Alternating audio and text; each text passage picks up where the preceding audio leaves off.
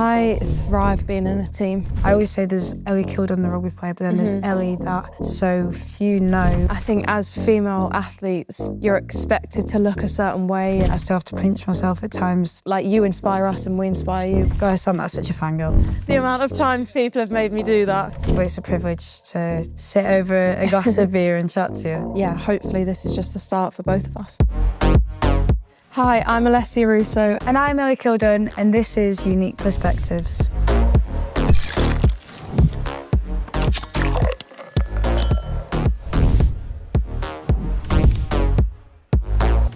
So firstly, congratulations on your incredible achievements this summer. What did it all mean to you?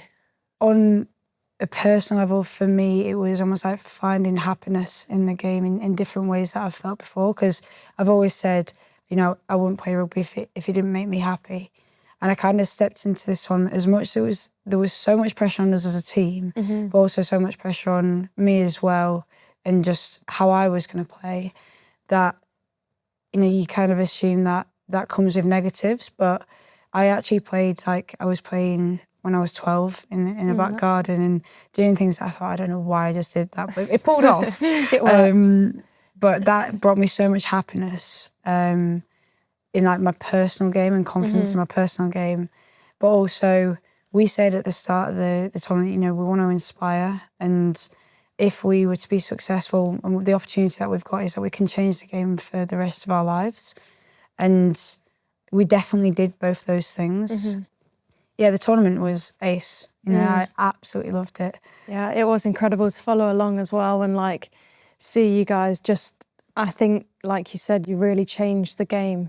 And I think what we went through with football, like, we can relate to you guys so much because you're doing that for rugby. Like, you inspire us and we inspire you, which is so nice because all we're doing is winning, but it's making, the next generation feel like it's for them, you know? Yeah, and it meant so much for you guys to be there. Like, we knew that you were watching and we knew that you were supporting us. But what you guys did first time round, and when you won first, I remember thinking and being so eager for that moment in rugby. You guys were huge inspiration, and it was so cool to see the impact that it had. And yeah, it was just meant so much to us to have that connection with you, and, you know, really feel like the love for women in sport and the fact that we've all got each other's back. And, you know, they do have crossovers.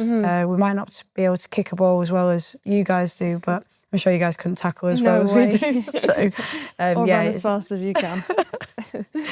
It was huge summers for both of us. And you've obviously had a lot of success this year, but what is one moment that's really stuck out for you? I mean, firstly, winning. I think in sport, we celebrate the highs very well.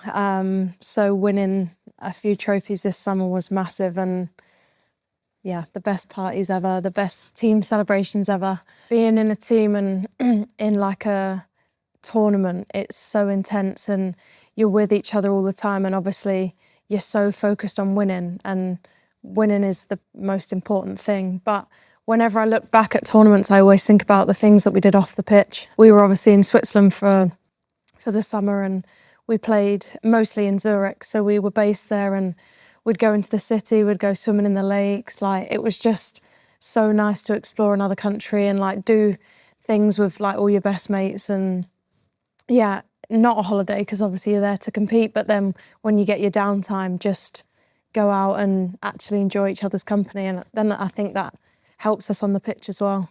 You know, when you've got like a home tournament, there's obviously a huge positive to that because you get the home crowds and stuff, but there's something about having tournaments away. Because I remember when they said, oh yeah, the next tournament is going to be at home this time. I was like, oh, I kind of like New Zealand actually. Yeah. There's not much to do in London. You can't go swimming in Bracknell Lakes or anything like that. You could, but you might not enjoy it. Yeah. Okay, do you think women's football has reached a new level this year? Yeah, I do. I think it's reaching new levels every year.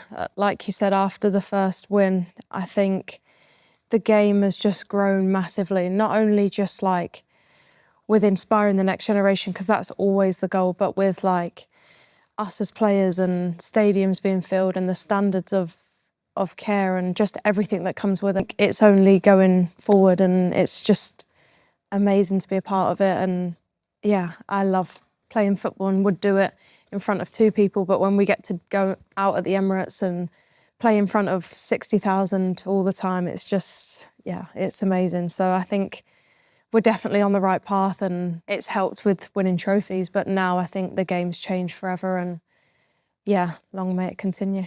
Have you noticed a shift in how women's rugby is perceived now compared to a few years ago? 100%. A few years ago, we'd be asking people to watch and trying to almost convince them to watch the game. And yeah, I'd go to places, meet new people, and be like, you have to watch the game. Like, it'll change your mind when you watch it. Whereas now people are asking us how they can watch it because they've either heard of it or they've seen a glimpse, or it's something on social media. So there's a huge shift in that, but also I think we're just now respected as athletes. It's not necessarily female athletes, it's just you're respected as an athlete, and that comes down to, like you mentioned, the crowd numbers, number one, the impact that you can see on the kids, the fact that we're now in that position to be that role model. It doesn't matter about gender. That is a huge shift. Yeah, we're just taken seriously now. And like I said, it does come with winning and playing well. Yeah. And that definitely helps. But I think that's also just the start. And yeah, I'm so excited to see where we can now take the game. But what do you think is the next big change that's going to happen in women's football? I think it's important that we make sure that the standards that are there for the teams at the top are there for everyone. I think that we have such an amazing league and so many players coming to it and so many amazing national teams and stuff. But speaking to players and understanding more about their teams is maybe some of them aren't as lucky as us. Obviously, there's loads that could be exciting with more crowds and more brands and stuff. But I think the first thing that is important is to make sure that everyone has what they need to perform. And I think it's definitely going in the right direction. And yeah, I'm super fortunate at the club and national team I'm at. But yeah, I'd love to see that grow across the whole of the game. How does it feel to know that women's rugby is now firmly like a part of the conversation? It's been a long time coming. Yeah. And even though I knew it was going to come at some point, I still have to pinch myself at times to try really look at where my feet are and be really grateful for it. And I'll always be grateful for it, but I also don't want to feel like it's something that people have owed us. And it's almost like we've done the hard work. Sure. And now this is what should always been happening. And that's, again, it's not just for women's rugby. I think women in general, whether that's business or sport or, music and arts. And I think it just needs to be that equal playing field, like you were saying. Yeah, you're definitely part of a conversation within our team. And really? Yeah, we were all obviously supporting you a lot, and our manager loves you, because I think some of you were supposed to come to our game at Wembley. Yeah, we were. That's what I'm saying. That's a bit of a pinch me moment, because we're literally watching you on TV. God, I sound like such a fangirl. We're literally watching you on TV, and I'm like, wow. I feel very, very privileged to work with the brands too. I've met I've met a few of you guys. Female players in a historically male-dominated space. And I remember the first time I used to play football when I was growing up. Nowhere near as good as you guys. What position did you play? Either strike or right wing. Nice. And what you guys do, you have in your own way gone through very similar things to what we've gone through. So the fact that that's crossed over previously, meeting you to today, it feels like I've known you for ages anyway. Yeah. It's probably because I've watched you on television and obviously you're a major star, but also because we've got similarities in our backgrounds and how we've got to where we are. So yeah, it blows my mind that you guys are talking about us, but then I just said, I shouldn't be surprised by it. But that is very, very cool. We're all big fans of you guys. I want to do a session with you guys. I've been saying it for ages. You teach us rugby and we teach you football. Yeah, well, there is a lot of crossover, so it would be interesting. Yeah, it would be. I would like to see some of us get hit. We probably wouldn't like that part of it. Some would love it. Some would definitely not thrive in that situation. So obviously, with all the the major tournaments that you've been to, and you've got so much experience in what you do, and that is why you're at the top of your game.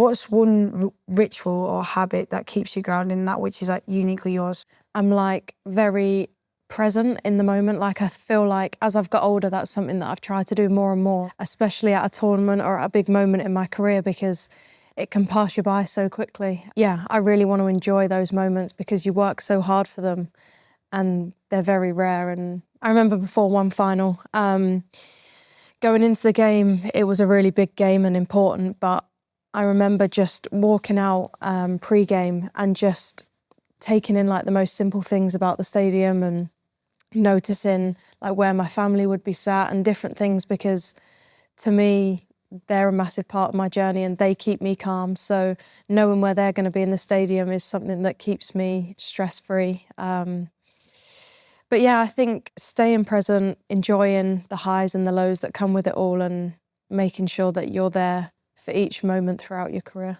I do the finding where my parents are as well. Yeah. I make them text me a picture of what they can see, because when they say, oh, I'm in 27J, I'm on the pitch thinking, I don't know what 27J is. When I get stressed, I just look like where they are. Yeah. And it grounds me back to, actually, you know, we're cool. I know there's so much going on. There's however many thousand people in the stadium, but that's the only thing that matters right now. What is your own definition of success, and has it changed? And is there anything that might surprise people? Oh, it's a big question. Yeah, wow. My definition of success used to be winning. As I've got older, it's less about, it's actually not about that, it's about happiness and feeling that, one, I've done everything I can do to be in that position. So by the time it comes to a final, I'm not thinking about winning or losing, I'm thinking about enjoying it for exactly what it is, for staying grounded in the moment. Yes, it's obviously lovely to win and that makes you happy as well. So to really soak in that moment and for exactly what it is and seek happiness in every corner that you can.